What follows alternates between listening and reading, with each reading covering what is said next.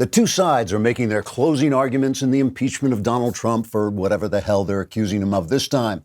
Acting for the prosecution, Congressman Adam Schiff told the Senate that if Trump were not removed from office, quote, he could offer Alaska to the Russians in exchange for support in the next election, or decide to move to Mar-a-Lago permanently and leave Jared Kushner to run the country, delegating to him the decision whether they go to war, unquote.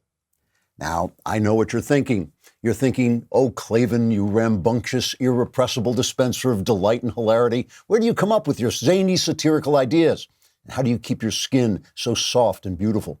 But no, the truth is, those are actually Adam Schiff's exact words. He actually said if Trump wasn't convicted, he might give Alaska to the Russians. As Schiff's words spread around the country, patriots rushed to the Alaskan border to defend the state from being handed over to Putin. These were just brave, ordinary Alaskans, including a guy who moved up there to escape the upcoming invasion of Earth by the planet Kleptar, a Japanese soldier from World War II who hadn't heard the big news about Hiroshima, and a black bear who thought Adam Schiff said Trump would be giving away salmon because being only a bear, he couldn't imagine someone would say anything as stupid as what Schiff actually said. Embarrassed to be called out by one of the lower mammals, Schiff later admitted he had meant to say that if Trump was not removed from office, he might give Putin a baked Alaska in return for support in the next election. Although Schiff acknowledged Trump might not need Russian support in the next election, given all the new jobs and stuff. Meanwhile, Jared Kushner, hearing Schiff's remarks, did in fact declare war on Mar-a-Lago, but his invasion was turned back when a volley of golf balls dented his Lincoln Town Car. Trigger warning, I'm Andrew Klavan, and this is The Andrew Klavan Show. I feel hunky-dunky, life is tickety-boo. Birds are winging, also singing hunky-dunky-doo. Ship-shaped, ipsy-topsy, the world is zippity-zing. It's a wonderful day, hurrah, hooray! It makes me want to sing. Oh, hurrah, hooray! Oh, hooray, hurrah! So on a day like this, with so much absolute hilarity in Iowa, our leftist tears tumblers are overflowing. I hate to start on a sorrowful note, but I can't begin the show without a shout out to Rush Limbaugh, because without Rush Limbaugh, there wouldn't be a show or a Daily Wire or all the conservative voices that keep the ideals of the American founding alive and well. Rush announced on his show yesterday he has advanced lung cancer. I wish I didn't have to tell you this. And I thought about not telling anybody. I thought about trying to do this without anybody knowing, because I don't like making things about me. But there are going to be days that I'm not going to be able to be here because I'm undergoing treatment or I'm reacting to treatment. And I know that that would inspire all kinds of curiosity with people wondering what's going on. And the worst thing that can happen is when there is something going on and you try to hide it and cover it up, it's eventually going to leak. And then people are going to, why didn't you just say it? Why do you try to fool everybody? And it's not that I want to fool anybody. It's just that I don't want to burden anybody with it. And I haven't wanted to. But it is what it is. And you know me, I'm the mayor of Realville. So listen, I'm not going to eulogize the guy. I've seen people beat this crap when doctors said it couldn't be done. And I know God listens to Rush's show because reality is conservative, so Rush must be where God gets his ideas. So there's no way I'm counting Rush out. Still, since he's not feeling well, this is a good moment for me and for all of us to say thank you to a man who all but single-handedly changed the American conversation for the better. Yesterday, I ended the show pointing out that with cancel culture on the rampage, it's only the right who defend freedom of speech. Today, I'm going to talk about how fiasco is the left's brand, and claiming victory after a fiasco is the left's brand. But silence is also the left's brand. Don't say this, don't say that. Use the words we tell you to use, shout down the opposition, and so on. When I first heard of Rush, I was living in England, and I read an article in a London newspaper in which a friend of mine, a major New York literary agent, said she didn't think Rush's book should be published. I didn't even know I was becoming a conservative then because I was so far away from American politics. But I wrote to my friend in New York and said that it seemed wrong to me that one side of the political conversation should be barred from publication. I'd left America in the first place because I was sick of what was then called political correctness, because I've always believed we should say things and not say things, that we should argue with one another and then drink together because whether we're Democrats or Republicans, hallelujah, we all get to be Americans. I think that point of view took a nosedive after the success of Ronald Reagan and the failure of the Soviet Union, when the simple truth became blindingly evident. Conservative ideas work, leftist ideas don't work. Once you lose an argument in such a spectacular fashion, your only option is to silence the opposition, and that's the direction in which the left has gone, and they might have gotten away with it completely if Rush hadn't reinvented the one medium they hadn't taken over, radio. When I moved home from England, I sampled Rush out of curiosity, and I was surprised to hear not only how funny he was, how often he was just trolling the opposition, though we didn't have the word trolling then, but also how much sense he made, how many of the things he said seemed to me just basic American values. He was a big part of the reason I began to change my political positions. And it wasn't just me. My pal Andrew Breitbart also changed by listening to Rush too, and Andrew began to build the California movement that brought people like me and Ben Shapiro and Jeremy the God King and Steve Crowder and Bill Whittle and so many others together to start to speak up and speak out for the all-American constitutional values that Rush espoused. You remember what the angels said in the movie It's a Wonderful Life. One man's life touches so many others. When he's not there, it leaves an awfully big hole. Well, I hope Rush will be there for a long time to come, and I'll be praying he wins the fight for his life. But he's already won the fight of his life, the fight to keep the voice of the American founding from being silenced. And for that, I just want to say thanks, Rush. Get well soon. All right, let us talk for a moment about Ashford University. One of the things is I wish I had two lives, one life to live and one life to just read in. And I think that reading, studying, advancing your mind, advancing your education it's not just a great way to get ahead, it's a great way to become a bigger person. It's hard to go back to school while you're working, and that's why there's Ashford University. Ashford University's online bachelor's and master's degree programs allow you to learn at your own pace. You can study wherever you're the most comfortable learning. Ashford University's 6-week-long courses allow you to take one course at a time. Being enrolled in one class at Ashford means you are considered a full-time student. The SAT, GRE, GMAT, and other standardized test scores are not required for enrolling in Ashford. Ashford University is fully accredited by WASC, Senior College, and University Commission. So get on the road to earning your degree and making your dream job a reality. Enroll now by going to ashford.edu, ashford.edu/Andrew. That's ashford.edu/Andrew to start your degree today, ashford.edu/Andrew. The mailbag is tomorrow. You will want all your questions answered.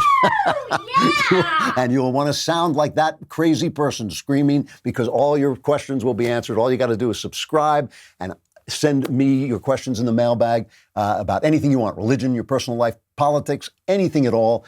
And all my answers are guaranteed 100% correct and will change your life, possibly for the better. I just want to add one more thing there's so much I would like to say about Rush, but I don't want it to sound like a eulogy, but I just want to add one more thing, which is that when people get sick like this, we know there are people on Twitter and on Facebook and all the social media who come on and celebrate. The guys on the other side celebrate that somebody they don't like or disagree with is sick. And I want to give you one unasked for piece of advice. I never pay attention to those people. I'm sure there are people on our side who do it when Ruth Bader Ginsburg is in the hospital or whatever that is. But people who feel like that, people who are that filled with hate, they get their punishment. That's a small, ugly, mean way to live, and it makes their lives dark. You don't have to argue with them. You don't have to fight with them. Just concentrate on the important things. But before I move on to talk about Iowa, I just want to play one more thing to show you. This is John Dennis, an amazing piece of video. John Dennis is running against Nancy Pelosi for Congress in San Francisco, so I imagine he hasn't got much of a chance. But here he is talking to a guy from Antifa who's telling him that he's going to beat the living crap out of him just for being him. I'm gonna catch you when all the cameras aren't around, and I'm gonna you up. Oh, try it. No, I am. No, you've got the wrong guy. No. You got the very wrong guy. Exactly right. Why are you so angry? I don't understand. I'm just here chatting with you. Why are you angry, man? Because here's the thing. You probably disagree with me, but I disagree with you. No, I actually want you there. But why? Because you're a piece of Why? Because you're racist. How do you know? You don't know one thing about me. I grew up in a public housing project. I can tell by looking at you. I grew up in a public housing project. So you did. Wherever you grew up, you should go back there. Because we don't want you. I don't need that. I've got that experience under my belt. I'm doing other things now. Well, we don't want and you including helping people get better. We don't want you hearing that said. I've lived here for 30 years. I'm not so sure how long you've lived here. Born and raised here. Well, I'm here 30 years. I'm the guy. I'm here. Not going anywhere. I got my family. So you can't keep moving 4 people out. Look, bro, I'm gonna catch you when all the cameras aren't around, and I'm gonna you up. Oh, try it. No, I am. No, you've got the wrong guy. No. You got the very wrong guy. Those are the two sides. Those are the two sides. It's not Democrats and Republicans. It's one guy saying, I disagree with you, and you disagree with me, and I get that, and I'm going to try and make my argument. And the other guy saying, when the cameras aren't around, I'm going to beat you up. I'm going to take you out. The guy stood up to him, very brave, incredibly brave guy, because the other guy was younger, big guy, tough guy, mean guy. But those are the two sides. And we're not going anywhere. John Dennis is right. We're not going anywhere. We're going to keep talking. We're all going to keep talking. We're not afraid. And that's why it's so important to say thanks to Rush, because he's the one who opened that path for us to be here. We're not leaving. It's not over. It's never going to be over as long as somebody is left talking. All right, now let's start talking about Iowa, because we got to get to the jokes. Iowa was the Democrat Party in a nutshell. Complete disaster, followed by Democrats declaring victory. I mean, it was just great. No one is exactly sure what happened. They had this the whole caucus process is incredibly complex in the first place, and they had this new app, and the app was supposed to be great. You know, the Democrat Party, they've always got an app. They're going to take over healthcare. They're going to take over business. We don't need businessmen to do business. We've got the Democrat Party. We don't need doctors to do healthcare. We've got the Democrat Party. They're going to fix everything. So they have their new app, and no one can get on it. It's not that they can't find the actual information, because the thing about a caucus is it's people actually standing in a schoolhouse or in some gathering place, and they actually go and they gather in a place and say, we're for Bernie or we're for Pete or whoever they're for, and they gather in groups. It's the least technologically advanced form of gathering information there can possibly be. But then the Democrats had an app. There was an app for that,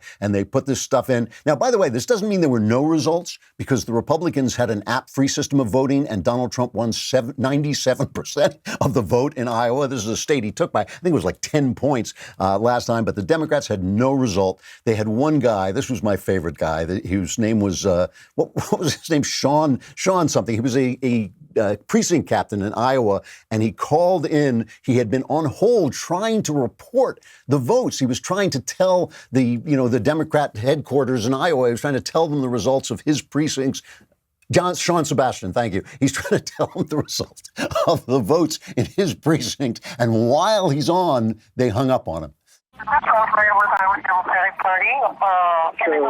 This is a real coincidence, Wolf. I just got off hold just now, so I've got to get off the phone to report the results. All right, go ahead and report your results. Can we listen in as you report them, Sean? Yep. All right, let's listen. All right. Okay, hi. Hello?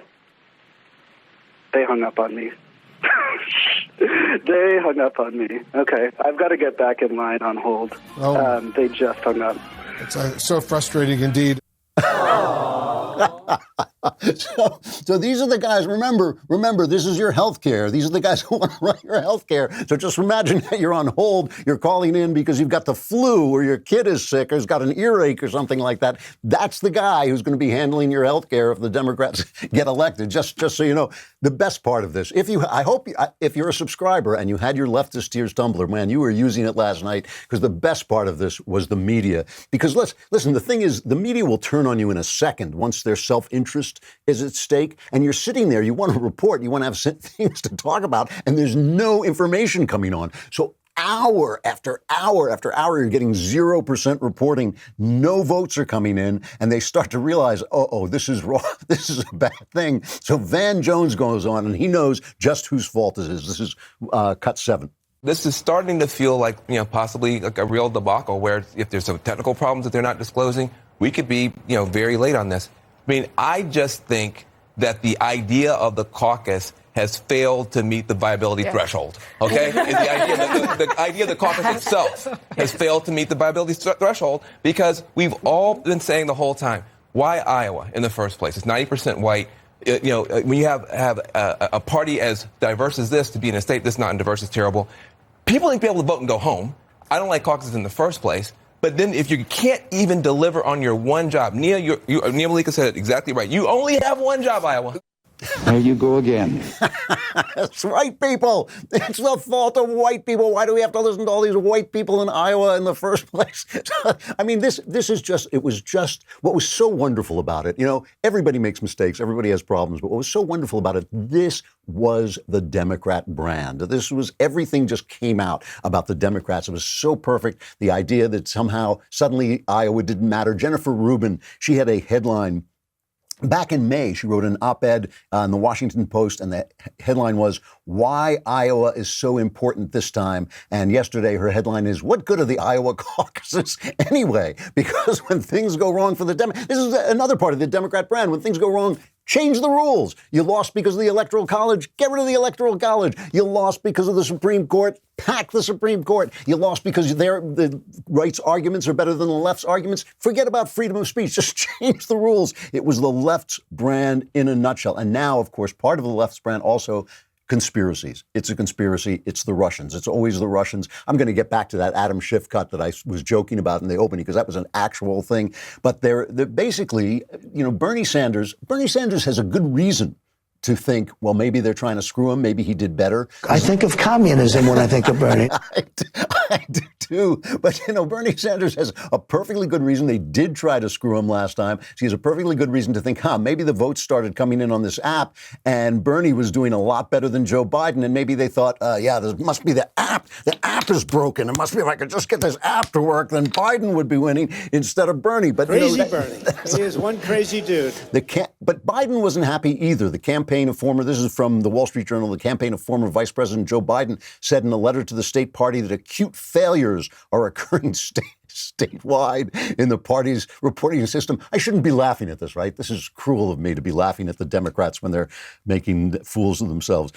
They said, "We believe that the campaigns deserve full explanations and relevant information regarding the methods of quality control you are employing and an opportunity to respond before any official results are released." And you know who was happy about this? President Trump pounced on the uncertainty, calling the Democratic caucuses an unmitigated disaster. In a Tuesday morning tweet, he said, "Nothing works just like when they ran the country." Chris Matthews, I like Chris Matthews' line. He had a really funny line. Play that one. The guy in the White House is chuckling all night here, showing the Democrats can't even get a 3-car funeral organized, or whatever you want to call it. I would say to the people of Iowa, well, the last person leaving Des Moines, please turn out the lights. This has not been a success. Nope. This has not been a success. But a 3-car funeral was pretty good. A 3-car funeral is a very nice metaphor, because I don't think, you know, what are they running against? They're running against jobs. They're running against prosperity. They're running against peace. And they can't even get their stupid caucuses going. And it's important. I will talk about in a few minutes. I'll talk about why the caucuses were important. But I can't stop, because I have my Leftist Tears tumbler, because I do subscribe. So I have my Leftist Tears tumbler. I just want to keep it full. So let's take one more look at the press as this thing developed. This is Morning Joe. So this is after it became clear, because they're still not reporting, right? I still haven't seen any numbers. Are there numbers? I don't think so. So let's play Morning Joe reporting on the aftermath. What is wrong with the Iowa Democratic Party? Again, this is a party who botched the call 4 years ago, rushed it when the media was shocked that they would be so transparent. And now they get on the phone for 74 seconds. The world's watching this. We're not being melodramatic. For a year and a half, American politics has been focused on this moment. And the Democratic Party has a crappy app. And they say, well, nothing happened to the app. But then you're hearing the reports that something did happen to the app. Was there election interference? Did somebody try to hack into the app? Was it just pure incompetence? Is the information lost? Did they lose the information? Is it gone? Why were they only on the phone for 74 seconds when they should be holding 2-hour press conferences explaining to America and the world what happened? This is a disaster on every level.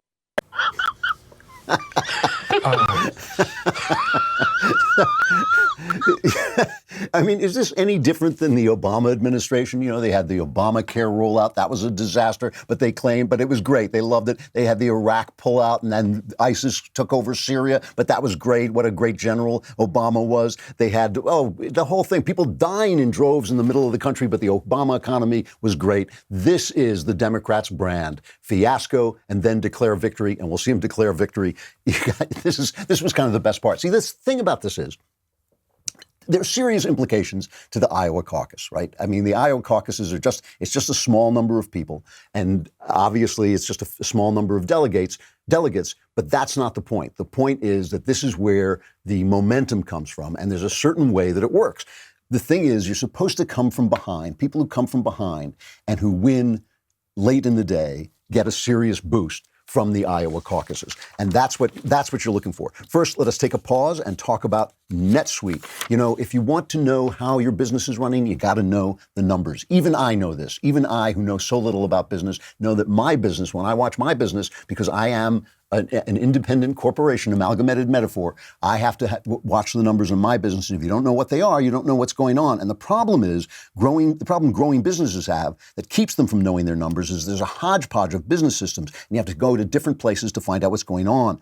You want one system. You want one system with NetSuite by Oracle. You have a business management software that handles every aspect of your business in an easy-to-use cloud platform, giving you the visibility and control you need to grow. With NetSuite, you save time, money, and unneeded headaches by managing sales, finance, and accounting, orders, and HR instantly right from your desktop or phone. That's why NetSuite is the world's #1 cloud business system. And right now, NetSuite is offering you valuable insights with a free guide, 7 key strategies to grow your profits at netsuite.com/Klavan. That's netsuite.com/Klavan to download your free guide, 7 key strategies to grow your profits, netsuite.com/Klavan. And the first strategy you need is, how do you spell Klavan? K-L-A-V-A-N, there are no E's in Klavan. There are no E's in Klavan. There are no E's in Klavan. I just make it look this easy. The thing is, you know what, the strategy you want in Iowa is you want to be counted out. That was what Amy Klobuchar was hoping for, that nobody was paying attention to her, and then you come and you declare victory. This happened to Bernie Sanders last time, right? He started creeping up on Hillary Clinton. Nobody really noticed, and he lost to Hillary by 3 points, but that looked like victory because he was supposed to be completely out of it. Oh, everybody was saying nobody's going to vote for Bernie. Bernie can't win. So when he came within 3 points, that gave him momentum. That gave him momentum because people said, whoa, he can really do this. If you can come within 3 points, you can win. Rick Santorum, you may remember, made a big mistake because he actually beat Mitt Romney, but it took him a while. It took a while for the votes to come in. He was counted out, and then he crept up from behind and he beat Mitt Romney, but he didn't declare victory. So it didn't look like, nobody knew he beat Mitt Romney until it was too late. A lot of this is the flow of information. It's how information gets to the people. People are watching the news, they hear this stuff, and they go, wow, this person came from behind. So Amy Klobuchar didn't want to make that mistake yesterday. So without no results had come in. There were 0 results. They had maybe 8 counties or something like this, 8 precincts counted, nothing. So she just said, well, I'm going to go out and declare victory. It was actually a very smart strategy. She had nothing going on. She had no information, but this is what she said. We know there's delays, but we know one thing. We are punching above our weight.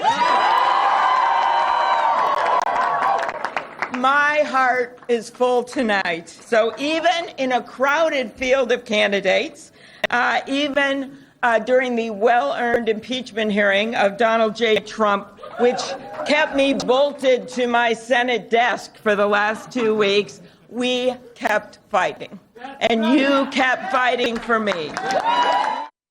You know, that was just really smart. And the reason I kind of thought, she may be right. We don't know. We don't even know yet. But she's just going to make the victory speech because that's what people remember. People, you got to go to bed at some point. You're not going to stay up till 4 o'clock in the morning to hope that somebody counts a vote in Iowa. So, if Amy Klobuchar gets out there while people are still awake and she declares victory, that's good for her. And, I actually thought that Klobuchar had a chance to really, as she said, punch above her weight. I mean, that may actually happen. And the reason is the other candidates are just so bad. You've got Bernie, this old communist, kind of still waving the red flag. You got Joe Biden, who is Joe Biden had this. I got to play this clip with his daughter. This is the one with his daughter, where he just came out and made this comment about.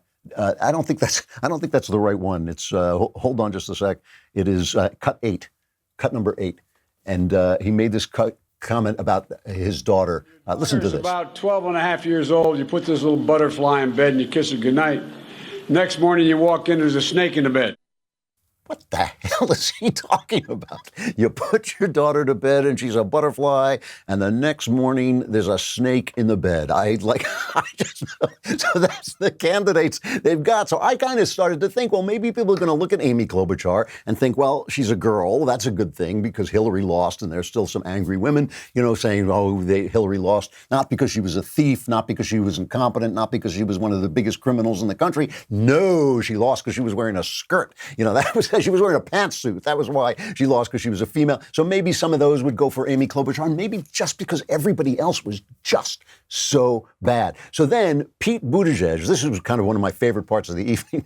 I had a great time last night. This is why we follow politics, to watch when the other side gets in a car and somehow manages, while being in the car, to back the car over themselves. That is why you watch politics. That's what you want to hear. So Pete Buttigieg gets up and he really delivers. Again, no information, 0% reporting, no votes have been recorded, nobody knows anything. Pete Buttigieg gets up and delivers the victory speech of a lifetime. Tonight, an improbable hope became an undeniable reality. So we don't know all the results. But we know by the time it's all said and done, Iowa, you have shocked the nation. By all indications, we are going on to New Hampshire victorious. 1 year ago, it was in the deep freeze of an Iowa January where we began this unlikely journey to win the American presidency. We weren't well known, but we had a new idea. The idea that at this moment, when Washington has never felt further from our everyday lives, a middle-class mayor from the American Midwest could carry the voices of the American people all the way to the American Capitol and make sure they're actually heard. Alfred E. Newman. He looks like Alfred E. Newman, but that was pretty smart. I loved it. I just thought it was a great victory speech with no precincts reporting. He said, we haven't got all the information. They had no information. I mean, maybe they knew there were a couple of things that trickled in, but they weren't official because they couldn't count them on the app, because nobody could get into the app. They say they've got all the numbers. Who knows whether that's true or not? But he's making that speech, a little mayor from a small town, and yet what I've done, and it's all make-believe. Also, the Democrat brand, living in the make-believe, which is also the Democrat brand. But I love the fact, complete disaster, declare victory, that is the Democrat brand in a nutshell. Let us pause for just a moment and talk about rockauto.com. For one thing, I just love to say rockauto.com, but also it just makes sense to go to rockauto.com, because when your car is missing a part, you don't want to get in your car and drive down to the car parts store. One, because your car's not working, and two, because why do you need somebody at the car parts store to look in a computer and tell you what you could find out by looking in a computer in your own home if you go to rockauto.com to shop for your auto and body parts from hundreds of manufacturers. They have everything you need. Engine control modules, I don't know what that is, but it sounds important. Brake parts to tail lamps, motor oil, and even new carpet. And whether it's for an old classic car or the car you drive around in every day, you can get everything you need in a few easy clicks delivered directly to your door. The rockauto.com catalog is unique and remarkably easy to navigate. Quickly see all the parts available for your vehicle and choose the brands and prices you prefer. Amazing selection, reliably low prices, all the parts your car will ever need at rockauto.com. Go to rockauto.com right now and see all the parts available for your car or truck, and write Klavan in their How Did You Hear About Us box so they know we sent you. And I know what you're saying. You're saying, right, Klavan. How do you spell Klavan? There are no E's in Klavan. No E's in Klavan. Oh, I also liked Bernie Sanders because Bernie is from another generation. See, Pete Buttigieg is from the new generation when reality doesn't matter. He just thinks it's just on TV. If you see me declaring victory, I won. Bernie's not quite so sure. He's from an old, he's been ignoring facts all his life, but he knows the facts are there, you know, so you listen to him and he can't quite pull off that Pete Buttigieg certainty. I imagine, have a strong feeling that at some point the results will be announced. And when those results are announced, I have a good feeling we're going to be doing very, very well here in Iowa. Nope. Yeah, you know, I have a feeling it is possible. It is very possible. Bernie is right. He's got all the enthusiasm. He's got all the young people. One of the things about the Iowa caucuses, by the way, is that it kind of, to use a leftist word, it kind of privileges older people because older people are more committed to voting and older people are the ones who get in their cars and drive. And, it's like, I don't know what the temperature is in Iowa, but if you're a Californian, it's cold. It's always cold in Iowa around this time of year. Here it's like 70 degrees, but there it can be 30 degrees. So the people who actually get out of their houses and get in their cars are the people who are a little older, and they're the people who are more likely to go for Joe Biden. So that was an advantage that Biden had right there. But for Bernie, I just think, in some ways, he may win this now anyway, because, like I said, he has good reason to feel that the Democrat mainstream might want to cheat him. He has good reason to feel that they might want to do him dirty. And so he can now say, well, this was a conspiracy. This whole thing was set up. Now, there's already talk online. I'm not making this up. There's already talk online that Russia had something to do with this. I mean, they've got Russia in the head. The left is like so crazy. These are the same people who thought Russia was such a great idea when it was the slave state of the Soviet Union. But now suddenly they hate Russia. But still, there's that conspiracy going on. But Bernie has a point. Bernie has a point that the mainstream of the Democrat Party thinks he can't win. And frankly, I don't even know that's true, but he feels that he was cheated last time. There's good reason for him to believe that. So let's just say that now the results come out and Biden has won or somebody else has won besides Bernie. Bernie gets a leg up anyway. This is actually a good thing for Bernie because now he can say to his young folks, he can say, they cheated me again. Look, they're doing this again, and they can go after the establishment. It is actually, the victim card is a good card for Bernie, and he's sure to use it if he didn't win. And if he did win, then all the better for him. So this is a good day, actually, for Bernie Sanders. All right. This year, as you are probably well aware, it's going to be nuts. The Democrats keep trying one way or another to get Trump out of office. Who knows? They may even try beating him in an election. That's something they've never done before, but that may be a new idea they get. You want to keep up with the information so you can stay informed on all things 2020 with 20% off right here at the Daily Wire. All new memberships get 20% off when you use the promo code DW2020. You get the idea, Daily Wire 2020. Members get our articles ad-free, access to all of our live broadcasts and show library. You get the full 3 hours of Ben Shapiro's show, select bonus content, access to the mailbag, which you really want because the mailbag is tomorrow. And now our new all-access tier gets you into live online Q&A discussions like the one we're hosting tonight after Backstage, State of the Union. We'll be streaming at 8:30 p.m. Eastern, 5:30 p.m. Pacific to bring you Trump's speech live with our analysis, and then we'll answer all of your questions in an exclusive online Q&A over at dailywire.com/discussions. So you want to be there, and the way to be there is to go online, subscribe, and use the promo code DW2020 for 20% off. Join today and stay informed on all things 2020. Go over there, dailywire.com. Go there right now because we got to say goodbye to Facebook and YouTube and subscribe. The mailbag is tomorrow. So you will sound like She's that. She's become a crazed lunatic. She has, but we love her anyway. You will sound just like that when all your problems are solved.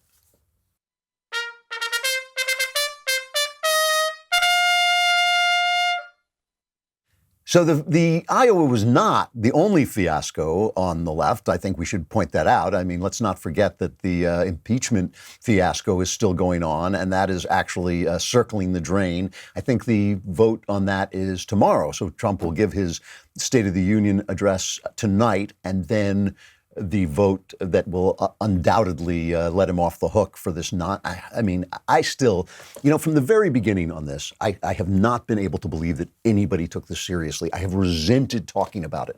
Ultimately, you have to talk about it because once it was on TV all the time, all day long, it was the news. You can't just say it's not the news when it is the news.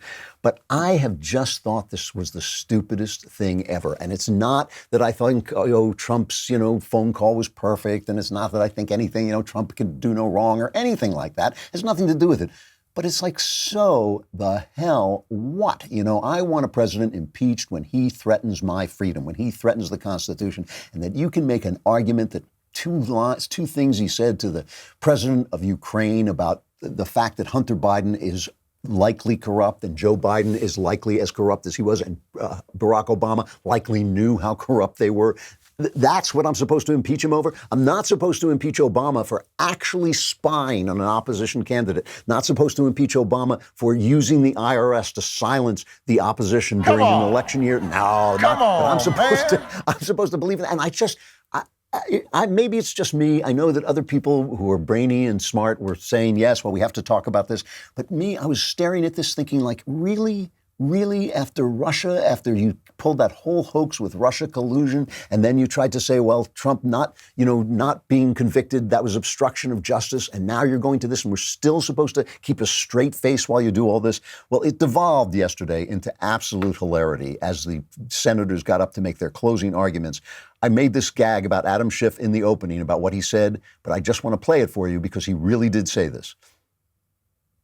If abuse of power is not impeachable, even though it is clear the founders considered it the highest of all high crimes and misdemeanors, but if it were not impeachable, then a whole range of utterly unacceptable conduct in a president would now be beyond reach. Trump could offer Alaska to the Russians in exchange for support in the next election, or decide to move to Mar-a-Lago permanently and let Jared Kushner run the country, delegating to him the decision whether to go to war. Because those things are not necessarily criminal, this argument would allow that he could not be impeached for such abuses of power. Of course, this would be absurd. More than absurd, it would be dangerous. Stop it. Get some help. I just can't believe that was Adam Schiff. This is the guy.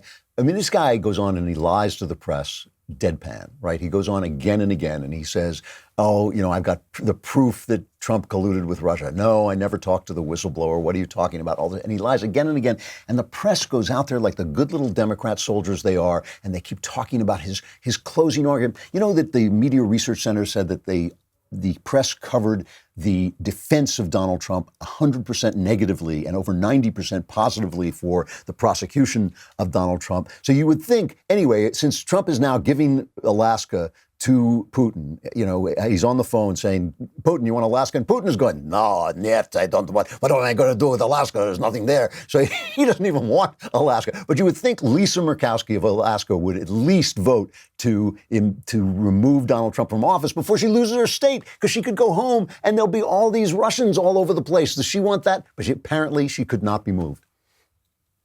The response to the president's behavior is not to disenfranchise nearly 63 million Americans and remove him from the ballot. The House could have pursued censure and not immediately jumped to the remedy of last resort. I cannot vote to convict. The Constitution provides for impeachment, but does not demand it in all instances. An incremental first step to remind the president that, as Montesquieu said, political virtue is a renunciation of oneself, and this requires a, quote, continuous preference of the public's interest over one's own. Removal from office and being barred from ever holding another office of honor, trust, or profit under the United States is the political death penalty. So that's it for Alaska. I mean, I'm sure that Putin was watching this with his head in his hands going, now I've got to take Alaska. I don't know. What am I going to do with Alaska? I mean, it's just, if you haven't got Lisa Murkowski in your corner, and she's making a good point. She's not letting Trump off the hook. She's not, she's saying they should have censured him. That was something Joe Manchin was floating yesterday, censure. It's a little late for that. I mean, that's a little bit, that's not going to happen. But Joe Manchin obviously doesn't want to go back to his state, West Virginia. He doesn't want to go back and face the Trump voters there, saying that he impeached Trump. So they may lose. They may actually have a bipartisan acquittal, which would be really, really bad. There's Joe Manchin. Who's the other one? There's Doug Jones in Alabama, Kristen Sinema in Arizona. These are people who don't want to go back to their conservative Trumpian states and tell them that they voted to impeach the president. Then on the other side, you've got Susan Collins of Maine, and I like Susan Collins of Maine. I mean, she is a senator from a liberal state. She has won a lot of elections there. She's got a very tough one coming up. She's got a tough opponent in the next election. So Susan Collins, she may actually vote to impeach Trump. I'd be a little bit surprised. Mitt Romney is the other one. Now, Mitt Romney, I don't know how the people of Utah feel about him. Like, I don't know what they feel about this kind of war he's been waging with Donald Trump. It's just, it's not that you can't criticize the president. It's not that you can't criticize him when you're on his side. But there's been something about Mitt Romney, and I kind of always liked the guy, but there's something about him that just rubs me the wrong way. Trump has been so successful. He has gone forward in this way that is obviously offbeat and eccentric, and he has that attitude that I know is not the Mitt Romney way. But Mitt Romney lost. He lost, and he lost by playing patty cake with Barack Obama. There's really no question about this. Mitt Romney had Obama on the ropes, and he refused to drive home his victory because he was too much of a gentleman. Maybe he didn't want to be seen to be taking on a black guy, taking down a black president. I don't know. How dare you? How dare I know. But still, Mitt Romney lost. And Donald Trump has shown that really these guys have to be fought in a very pugilistic way. They have to be fought in a tough way. I don't always like it myself. But I can't really see where Mitt Romney is going with this. Is he going back to Utah and people are saying to him, yes, keep hammering the president. That's what we want. We don't want, Donald Trump to be too successful. We want to make sure that we undermine him so that the Democrats can come back. I don't know if that's what he's thinking, but he may go over on the other side. We'll see. What I like, though, however, was that Susan Collins mentioned Montesquieu, a famous political philosopher, but Jason Crow, for the Democrats, he beat Montesquieu out with his quotation. Our parents, we all try to teach our kids the important lessons of life. One of those lessons is that you won't always be the strongest, you won't always be the fastest, and you won't always win. There are a lot of things outside our control, but my wife and I have tried to teach our kids that what we can always control are our choices. It's in that spirit that hanging in my son's room is a quote from Harry Potter. The quote is from Professor Dumbledore, who said, "It is our choices that show who we truly are, far more than our abilities."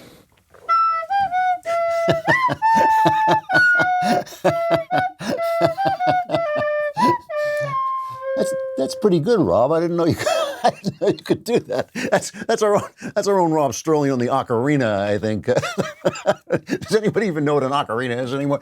That is also the Democrat brand, fantasy. He's quoting Dumbledore. He could have quoted John Adams. He could have quoted Thomas Jefferson. But no, he's quoting Dumbledore from the Harry Potter books. Also, the Democrat brand is fantasy. And one of the fantasies they keep throwing at us is that we are in some kind of an emergency. And that is what's going to be so interesting about what the White House is saying is going to be a relentlessly optimistic speech by President Trump tonight at the State of the Union. He has a lot to be optimistic about. He has a lot of those good numbers. He has a lot of things that he himself has turned around in this country. So he's going to make a very, very optimistic speech in the midst of this shambles. This is not a good day for the Democrats. So you cannot have a fantasy that Trump is Hitler when nobody is being carted away. You can't have a fantasy that he's an authoritarian when he keeps obeying the court orders, some of which are completely insane and really unfair. You cannot keep asking us to live in fantasy when we know we have better jobs than we had before, more money than we had before, and we're at peace. This is going to be a very interesting State of the Union. Let me just end with a final reflection. This is a story that was in the Wall Street Journal yesterday. I love this story. They say, I'm just reading this out. When most people think of Oxford, what comes to mind are images of bright minds debating quantum physics or the existence of God. But even the brainiest sometimes need a lesson in common sense. That's exactly what the bursar at St. John's College, the most richly endowed college at Oxford, delivered when he responded to students occupying his 15th century quadrangle and refusing to leave until the college divested its oil company shares. The students want the college to sell the more than $10 million of its endowment, now invested in Shell and BP, and they want it now. The Times of London reports that bursar Andrew Parker made them a counteroffer. He said, I am not able to arrange any divestment at short notice, but I can arrange for the gas central heating in college to be switched off with immediate effect. Please let me know if you support this proposal. And the idea that the students themselves make a fossil fuel sacrifice did not go over well. One protest organizer complained that Mr. Parker was being flippant, noting that, quote, it's January and it would be borderline dangerous to shut off the central heating. Another suggested that Mr. Parker was being provocative, and Parker responded, you are right that I am being provocative, but what I am trying to provoke is clear thinking. It is all too easy to request others do things that carry no personal cost to yourself. The question is whether you and others are prepared to make personal sacrifices to achieve the goals of environmental improvement, which I support as a goal. I wish so many more professors did this. I wish so many colleges did this. The problem we have in our colleges is not the snowflake students. It is the leftist administration caving in to the snowflake students. It is all of us caving in. And again, that's why we should say a great big thank you to Rush Limbaugh, while he's not feeling well, for teaching us to stand up and say what we have to say. If we don't do that, it's lost. Mailbag tomorrow. Subscribe, get your questions in. All your problems will be solved. And tonight it is Backstage with the State of the Union. All of us will be there. I think even Knowles will be there from afar. And I'll be back tomorrow. I'm Andrew Klavan. This is The Andrew Klavan Show.